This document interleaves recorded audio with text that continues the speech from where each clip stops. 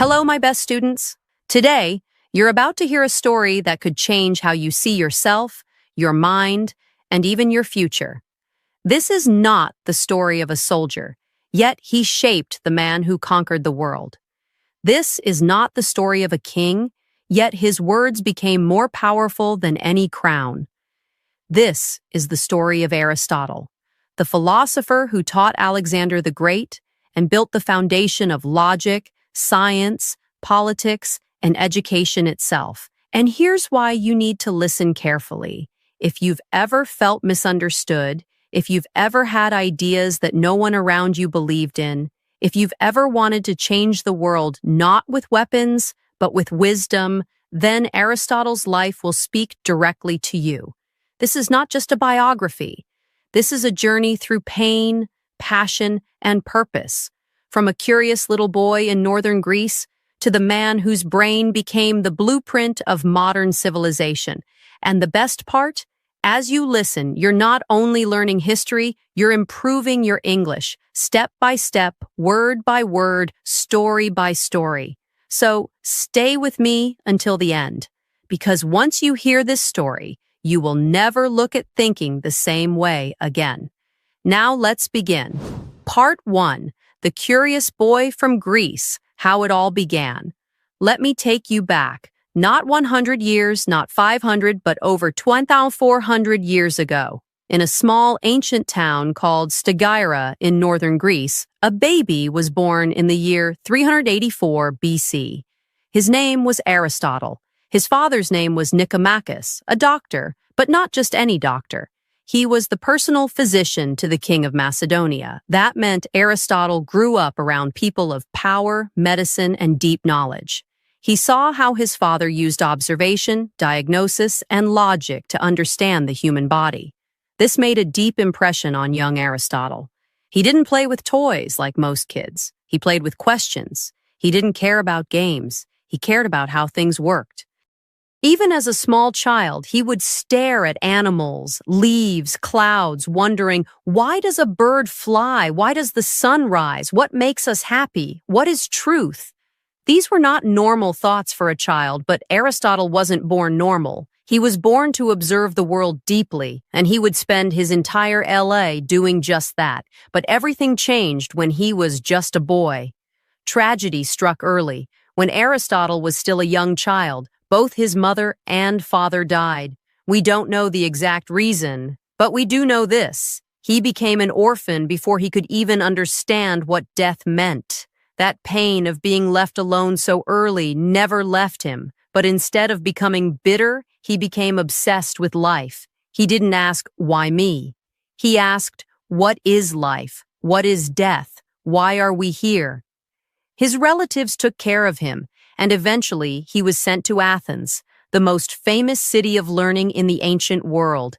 And that's where his real journey began. When he was just 17 years old, Aristotle walked into a place that would change his life forever, Plato's Academy, the first real university in history. And at the center of this academy was a man who was already a legend, Plato, the greatest philosopher of his time, and the student of Socrates. Imagine, you are a 17-year-old orphan. You walk into a place filled with the smartest people in the world, and your teacher is a man who studied under Socrates himself, the man who chose to die rather than stop speaking the truth. For Aristotle, this was heaven. For the next 20 years, Aristotle stayed at the academy. He was not just a student. He became the most brilliant student Plato had ever seen. But even though Aristotle loved Plato, he didn't agree with everything. Plato believed in ideal forms, the idea that the real world is just a shadow, and the perfect version of everything exists in another invisible realm. But Aristotle didn't believe that. He believed in what we can touch, see, measure, and test. Plato said, there's a perfect version of a tree somewhere out there. Aristotle said, no, this tree right here, let's study it, let's understand it.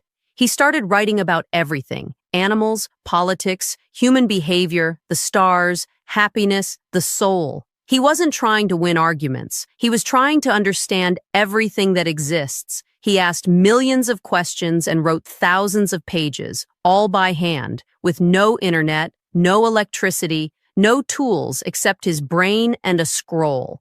He was becoming more than just a student. He was becoming a force of knowledge. But then something unexpected happened. When Plato died, everyone thought Aristotle would take over the academy, but he didn't.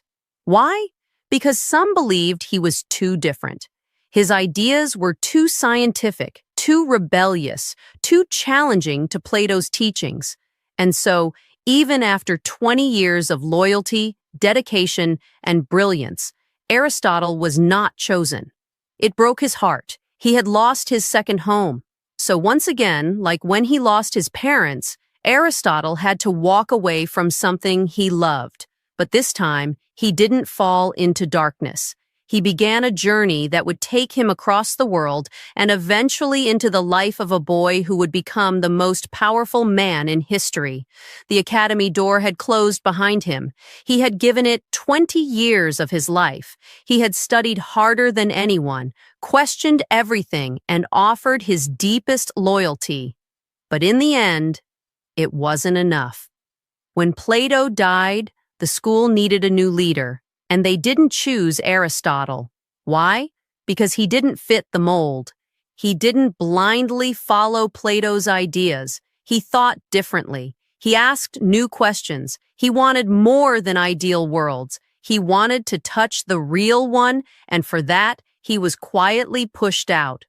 Now, at the age of 37, Aristotle stood at a crossroads. He was homeless. No job, no city, no position. But his mind, it was burning with fire. Aristotle didn't complain. He didn't attack the academy or seek revenge. He simply turned toward the unknown. He believed, if the academy won't hear my voice, the world will. He left Athens behind and began to travel from city to city, searching not for comfort, but for truth. He believed every place, every animal, every plant, every person carried a lesson, and he would collect them all. Aristotle's first stop was Assos, a city by the sea in Asia Minor, modern-day Turkey. It was ruled by Hermias, a former student of Plato and a wise, forward-thinking man who welcomed philosophers like family. Hermias saw the brilliance in Aristotle. He offered him a home, resources, and most importantly, freedom to teach and think. Aristotle began holding lessons under the open sky. He taught not just theory, but real-world thinking, asking students to look, touch, measure, and wonder.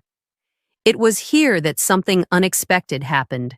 Aristotle, the great mind, fell in love. He met Pythias, Hermias's adopted daughter. She was intelligent, thoughtful, and full of questions, just like him. They married. They had a daughter also named Pythias. Aristotle, the philosopher of reason, was now also a father and husband, and it changed him. He began writing more about ethics, family, and the balance of love and logic. He started thinking, what is the good life? What makes a human life complete? His heart was full and his mind was expanding, but happiness is rarely safe for long. While Aristotle was building his peaceful world in Assos, the real world was watching. The powerful Persian Empire saw Hermias as a threat. A Greek leader supporting Greek philosophers? Dangerous. They captured Hermias. They tortured him, and then they executed him. Aristotle was devastated. His friend, his mentor, his protector, gone. This was a turning point. Aristotle realized something painful. Even wisdom cannot protect you from the cruelty of power. He wrote a hymn for Hermias, not just in sadness, but in honor. He would carry Hermias's memory with him wherever he went next. Aristotle moved again, this time to Mytilene, a city on the island of Lesbos. He was older now, wiser, a bit quieter. And here, surrounded by the sea, something new awakened inside him. He became obsessed with life, not just human life, but all life. He studied fish, birds, insects, mammals, the way they moved, the way they mated, the way they gave birth, the way they died. He dissected animals, watched their behavior, drew what he saw, took endless notes. This was the birth of biology, not just ideas, but observation, comparison, classification. He discovered patterns, that dolphins breathe air, that octopuses change color, that chicks form inside eggs, that some fish lay thousands of eggs while others give live birth. No one in history had ever studied nature this closely. While others were worshiping gods, Aristotle was worshiping reality. He was building the first system of scientific knowledge the world had ever seen. Meanwhile, far away in Macedonia, a powerful king was thinking about Aristotle. His name was Philip II, and he had a son, wild, brilliant, and full of fire. That boy's name was Alexander. Philip wanted his son to learn wisdom before he learned war, so he remembered Aristotle, whose father had once served as royal physician and who was now the greatest living mind in Greece. He sent an invitation. "Come to Macedonia, teach my son, I will give you everything you need." Aristotle said yes. Philip built a special school for Aristotle and Alexander in a quiet place called Mieza, surrounded by nature, trees, flowers, silence. It wasn't a palace, it wasn't a battlefield, it was a garden of thought. Here, Aristotle taught not only Alexander, but a group of young Macedonian nobles who would one day rule the empire with him. He taught them logic, philosophy, politics, ethics, literature, history, geography, medicine, rhetoric, strategy. But most of all, he taught them how to think. He gave Alexander a special copy of the Iliad, the story of the Trojan War, with handwritten notes in the margins. That book became Alexander's Bible during his military campaigns. Alexander was not easy. He was bold, ambitious, and restless, but he respected Aristotle. Aristotle taught him that a great king must not only conquer, he must understand. It was one of the most important mentorships in human history. As Aristotle taught in Mieza, something amazing was happening behind the scenes. His ideas were spreading, his notebooks were multiplying, his thoughts were evolving. He was no longer just a philosopher. He was becoming a force of nature, shaping the future with every word, every lesson, every scroll, and soon the boy he taught would become a man, and that man would ride out to conquer the world. When Alexander finished his education, he began his conquest. And Aristotle? He returned to Athens, older, wiser, more famous than ever. He was no longer the rejected student. He was now the teacher of the world's most powerful man. This time, Athens welcomed him. He opened his own school, the Lyceum, a place that was different from Plato's academy. Here, he walked with his students, spoke while moving, asked endless questions, and taught everything from logic to literature, science to soul, nature to nations. His students were called peripatetics, those who walk around. In this school, Aristotle didn't just teach, he created an intellectual movement. He began writing everything: politics, ethics, poetics, metaphysics, rhetoric, on the soul, history of animals, and hundreds more works. He wasn't just trying to be clever, he was trying to capture all human knowledge in one lifetime. He believed everything is connected. If we understand one thing deeply, we can understand everything. He created systems, definitions, categories. He said, logic is the tool for truth. Ethics is the path to happiness. Politics is the art of living together. Poetry is the mirror of emotion. Biology is the study of life itself. He believed in balance, in purpose, in observation, in discipline, in asking, what is this thing? What is its purpose? What makes it excellent? That's how he studied everything from frogs to stars to kings to plays to human pain. Where we stand now, Aristotle is now in Athens. He has a school. He has students. He has ideas, and he has influence across the world thanks to Alexander's growing empire. Part 2, Power, politics, and the price of wisdom. The world was changing fast. Aristotle, now in his 40s and 50s, had become the most respected thinker on the planet. He was teaching at the Lyceum in Athens, writing furiously, and gathering students from all over the Greek world. His philosophy was no longer just theory, it was influencing real power. Because somewhere far from Athens, his former student, Alexander of Macedonia, was marching across the world like a storm. By now, Alexander had already defeated the Persian Empire, taken Egypt, reached the heart of Asia, become the ruler of the largest empire in history. And everywhere Alexander went, Greek ideas followed, especially Aristotle's.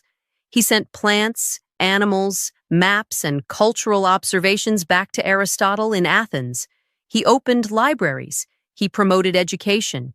He carried the Iliad, annotated by Aristotle, wherever he went.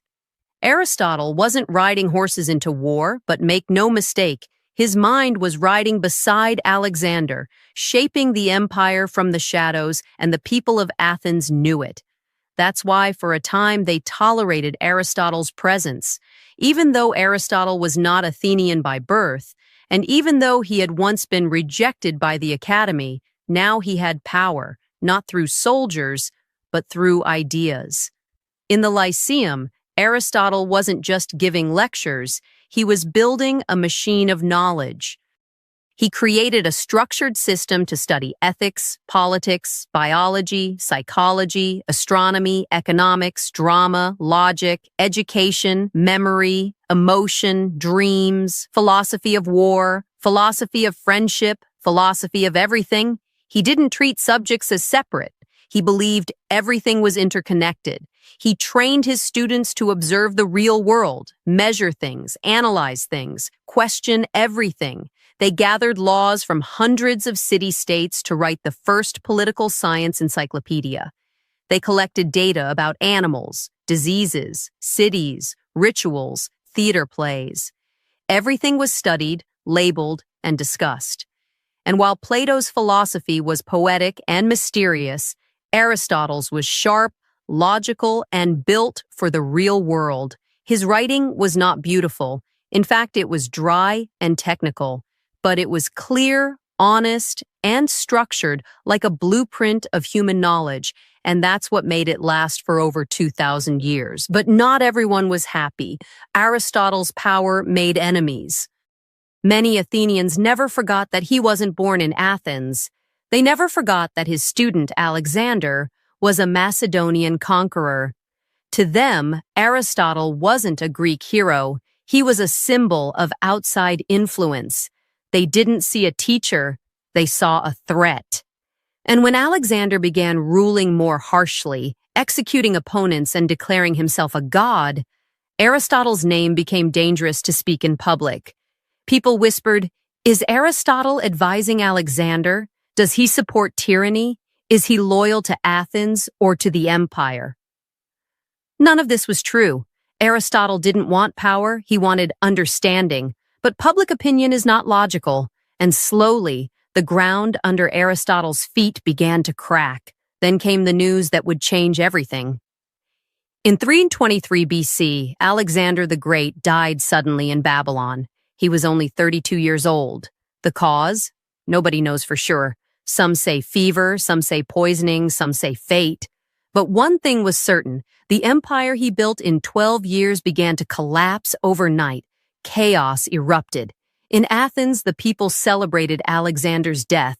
To them, it was the fall of a tyrant and a chance to take back their freedom. But they didn't just celebrate Alexander's death. They also went after his ideas, his allies, and his teacher. The same city that had killed Socrates for corrupting the youth now turned on Aristotle, accusing him of impiety, of disrespecting the gods, of spreading dangerous ideas. Was he guilty? No. But in ancient Athens, logic didn't protect you. Powerful minds were feared. Philosophers were seen as threats, and the mob didn't care about truth. The same pattern was repeating again. Aristotle saw it clearly. He once wrote, When democracy is ignorant, even wisdom becomes a crime. So instead of defending himself, Aristotle quietly fled the city. He's said to have told his friends, "I will not allow Athens to sin twice against philosophy."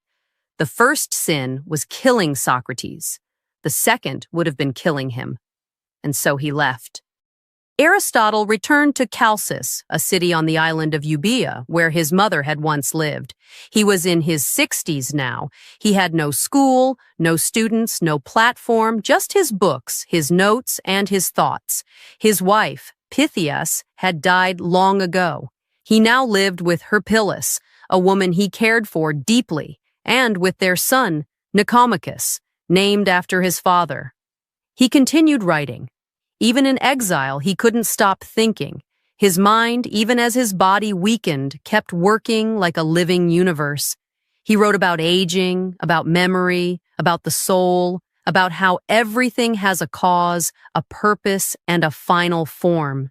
He called it the unmoved mover, the thing behind all things, a force beyond time, beyond change, beyond us. It was his quiet version of God, not a man with a beard, but a perfect mind holding the order of the world together.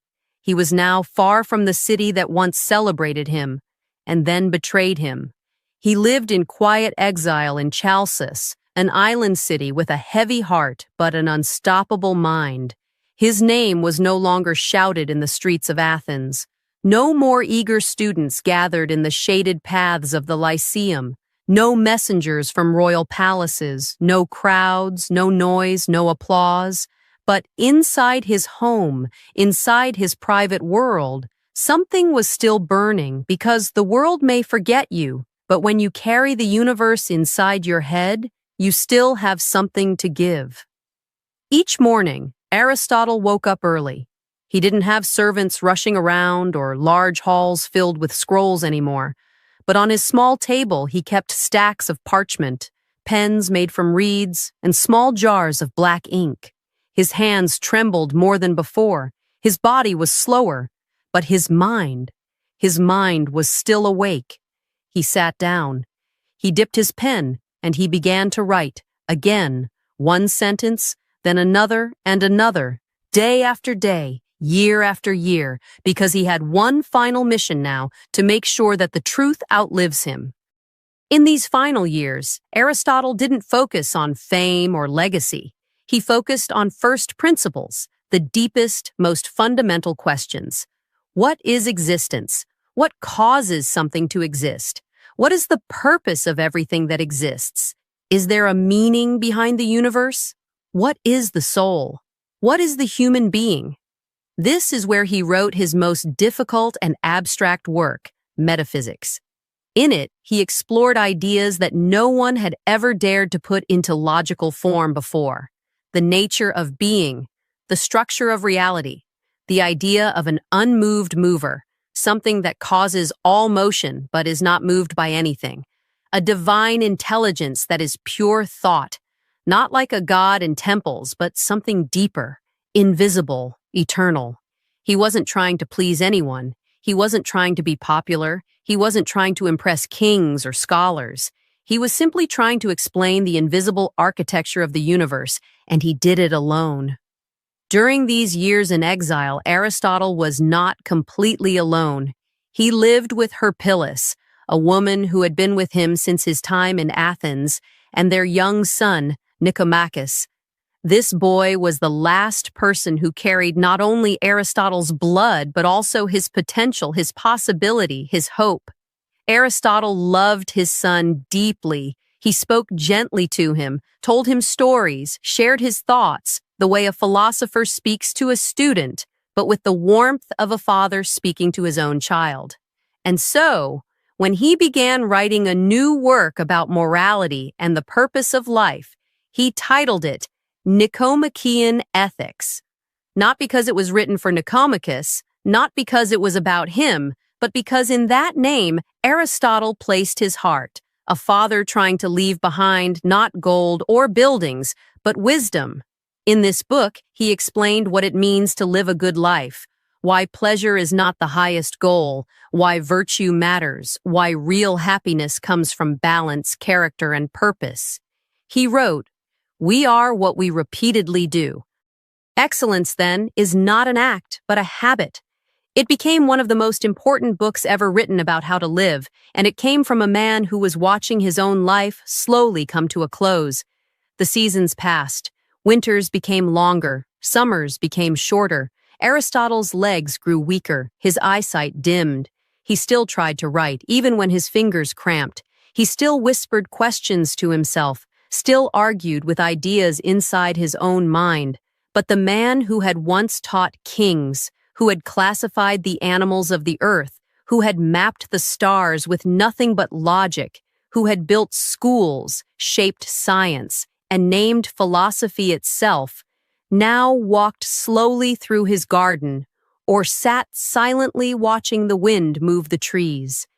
And sometimes you could see tears in his eyes, not because he was afraid of death, but because he knew something very painful. Everything I've written could disappear.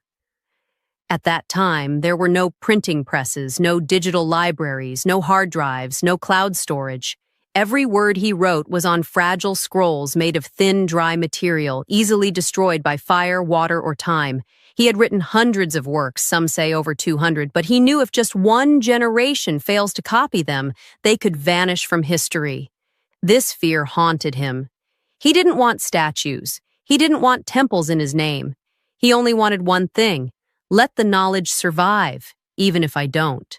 When Aristotle knew the end was near, he wrote a will. It wasn't dramatic, it wasn't emotional, it was simple, logical, thoughtful. He asked that Herpyllis be treated with honor and given a home, that Nicomachus be educated well and taken care of, that his servants be freed and given dignity, that his body be buried beside Pythias, his first wife. No monuments, no grand ceremony, just a clean ending to a life of deep thought. He lived for truth, not attention, and that's how he wanted to leave. Aristotle died in 322 BC, 1 year after Alexander. He was around 62 years old, but after he died, most of his works were lost. His students tried to preserve them, but the political chaos of the time scattered his scrolls. For almost 200 years, his teachings were hidden, stored away in dusty basements, forgotten by the world. It wasn't until centuries later, in the Roman era and again in the Islamic Golden Age, that some of his works were rediscovered, translated, and brought back to life. If just a few accidents had happened differently, we might have never heard the name Aristotle at all. Some works were passed from teacher to student in secret, but most of the world, they forgot him. Within just a few decades, his name disappeared from the public voice. People no longer quoted Aristotle. His teachings were no longer taught in schools. Other philosophers rose up with different ideas, louder voices, more influence. Rome was rising, Greece was weakening, and slowly, across the ancient world, the scrolls of Aristotle vanished. The empire that once spread his ideas was gone. The kings he taught were dead. The school he built was silent. The fire was out.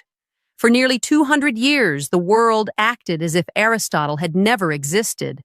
In a small village, in the dusty cellar of a scholar's home, a collection of scrolls, dry and fragile, sat in silence.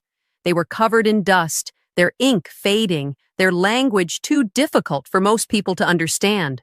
But they were there. And one day, in the city of Skepsis in Asia Minor, a man named Apellicon, a rich book collector and lover of philosophy, heard rumors of these scrolls. He traveled to the village, he paid large sums of money, and finally, he saw them with his own eyes, the lost works of Aristotle. Hundreds of scrolls, damaged, dirty, scattered, but still intact. He didn't understand everything he read, but he knew these were not ordinary writings. He packed them carefully, and he took them back to Athens, and once again, after nearly 200 years, Aristotle returned to his city. As the Roman Empire grew, it absorbed the culture of Greece. Roman leaders, soldiers, and scholars all respected Greek philosophy, but most of them followed Stoicism or Epicureanism, not Aristotle. Until one Roman general, Sulla, raided Athens and captured Apellicon's library. He took the scrolls of Aristotle back to Rome.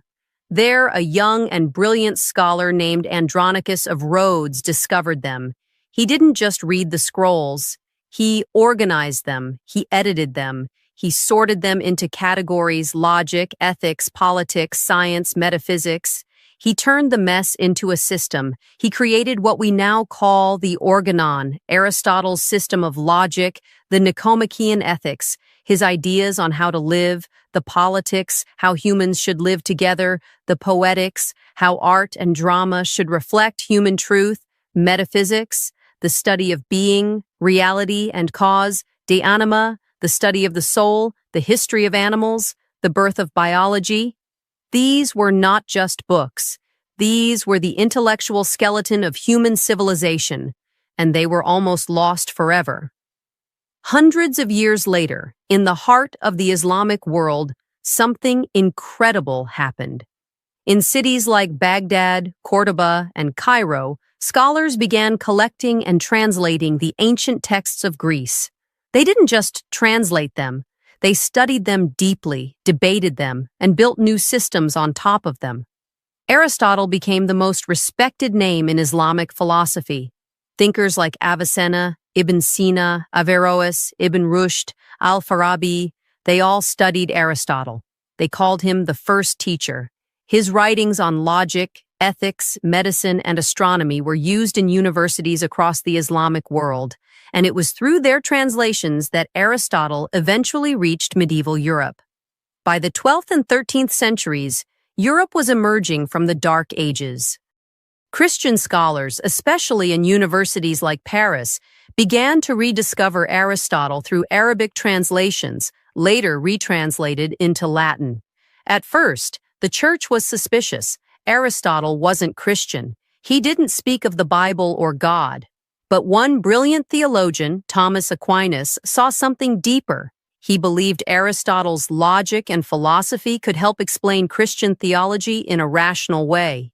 He combined faith and reason, and in doing so, he made Aristotle the foundation of European thought. For the next 600 years, students in Europe studied Aristotle's logic to learn how to argue, his ethics to learn how to live, his politics to understand society, his biology to explore nature, his metaphysics to seek God. When modern universities were created in Europe, in cities like Bologna, Paris, Oxford, and Cambridge, their curriculum was built around Aristotle's works. Even scientists like Galileo, Kepler, and Newton, who disagreed with parts of Aristotle's science, still used his method of observation, logic, and reason. Even modern logic, computer science, and artificial intelligence have roots in Aristotle's original system of classification and reasoning. His influence became so large, so deep, so foundational, that people stopped even noticing it. He became the heir of Western thinking, invisible, but always present. Think about this. Aristotle lived before Jesus Christ, the Roman Empire, the invention of paper, the birth of Islam, the discovery of electricity, the invention of the telescope, the building of modern cities, the rise of democracy, the fall of monarchies, the internet, artificial intelligence, you, me. And yet, 2,300 years later, we are still asking his questions, reading his ideas, studying his logic, debating his ethics, building systems on his foundation. Aristotle never raised an army. He never ruled a nation. He didn't own land. He didn't command wealth. He died in exile, mostly forgotten. He was nearly erased from history, and yet he won. Not with power, not with violence, not with status, but with thought. He didn't conquer cities. He conquered ignorance. He didn't build empires of land. He built an empire of reason. And today, whether we realize it or not, we all live in a world that Aristotle helped build. Part 4. The Philosopher Who Became Time, His Final Gift to the World. His name lives, his words live, his mind lives, his questions live, and through them, we live better. But how? How did a man who was nearly erased from history become the intellectual father of nearly everything we call modern? Let's answer this one last time by stepping deep into what Aristotle left behind. Aristotle did not just teach students, he taught generations. His questions were so deep, so eternal, that every new generation found themselves staring at the same mysteries. What is a good life? What is truth? What is happiness? What is the soul? What is justice? How should society work? Why are we here? And the reason we still read him today is simple. He never told people what to think. He taught them how to think. He didn't give you the answer. He gave you the tools to find it for yourself, and that's why his teachings feel fresh even today. Not like old knowledge, but like a mirror to modern life. Let's now understand his most important teachings, explained in the easiest possible way, so everyone, even beginners, can understand and feel what he meant. What is the meaning of life? Aristotle said, everything has a purpose. The purpose of a knife is to cut. The purpose of a seed is to grow into a tree. And the purpose of human life is to become the best version of yourself. He believed the goal of life is not just to be rich, famous, or powerful, but to live in a way that matches your potential. In Greek, he called it eudaimonia, a word bigger than happiness. It means a life that is full, meaningful, balanced, excellent, and honest. What is real happiness? He said, real happiness does not come from pleasure or from money. It comes from virtue, being brave, kind, wise, disciplined, fair. He taught that we must practice good actions like we practice a sport. You become good by doing good, not by dreaming about it. Just like muscles grow with repetition, your character grows with repetition. What makes someone great? Aristotle did not believe greatness comes from birth or background. He said, you are what you repeatedly do. That means if you lie every day, you become a liar. If you speak the truth every day, you become an honest person. If you study every day, you become wise. If you ignore your talents every day, you lose them. Greatness is not luck, it is habit. What is the best way to live? He believed in the golden mean, the middle path between extremes. Not too much, not too little, not cowardly, not reckless, but courageous. Not lazy, not obsessed, but disciplined. Not silent, not rude, but honest. He believed that a good life is lived with balance, and that's what brings peace. What is the soul? He said, the soul is not a ghost inside you. It is your form, your shape, your actions, your choices. It is what makes you, you. For Aristotle, the soul wasn't a floating spirit. It was your living potential. It was not what you feel. It was what you do with your life. If you live with virtue, your soul is strong. If you live with lies, your soul weakens.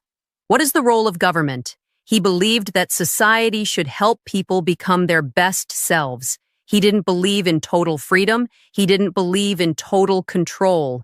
He believed in justice, where citizens and leaders both follow reason. For him, politics was not about power. It was about education, fairness, duty, and growth. What makes us human? Logic, language, memory, purpose. He said, humans are not just animals. We are the only ones who ask, what is right? What is wrong? What is my role in this world? That's what made Aristotle special. He never stopped asking those questions, and he never stopped helping others ask them too.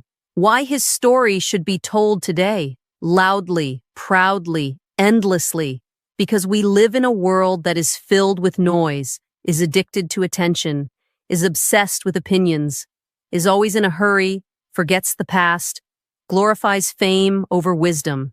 And in that world, Aristotle is a lighthouse. He reminds us that quiet thinking is powerful, truth needs patience, growth takes time, knowledge matters, discipline is freedom. Greatness is not in birth but in action. He reminds us that even if the world forgets you, If your work is honest and your words are clear and your intent is pure, you will live forever in the minds of those who are still learning to think. This video, this story, this language is not just about a philosopher, it's about you. Because every sentence here helps you listen to real, beautiful English, understand powerful ideas in simple words, practice how to think and speak better, build your fluency with real storytelling, feel motivation while learning new vocabulary, discover the power of speaking slowly, clearly, and deeply. Aristotle didn't speak English, but the best way to learn English is by listening to real stories about real people with real meaning. And if you understood this story today, congratulations, you are already growing. 2,300 years ago, a boy sat under the stars and wondered, why does the world exist? What is my purpose? How can I live well? And how can I help others do the same? His name was Aristotle. He never knew the internet, never imagined airplanes, never saw skyscrapers, microphones, satellites, or smartphones. He lived in a world of scrolls, sandals, sun, war, silence, exile, and yet he shaped our entire way of thinking. His body turned to dust, but his mind became time-proof. This is not just the end of a story. It's the beginning of a mindset that says, ask more questions, think deeper, practice virtue, become better each day, learn something new every moment, live with reason, love, balance, and purpose. That is what Aristotle would want you to do. That is the real legacy of a man who was once nearly forgotten, but now teaches the whole world again, including you. Now it's your turn. Read, listen, learn, question, grow, speak, change, and one day, inspire. Because the greatest gift Aristotle left us was not his answers, but his courage to keep asking questions. Thank you for watching this story. This video was not just made to teach you English, it was made to teach you how to think, how to grow, and how to become someone the world never forgets. And the next story might change your life even more than this one did. Until then, keep learning, keep growing, and never stop thinking. Because the world needs more thinkers, more dreamers, more leaders. It needs you.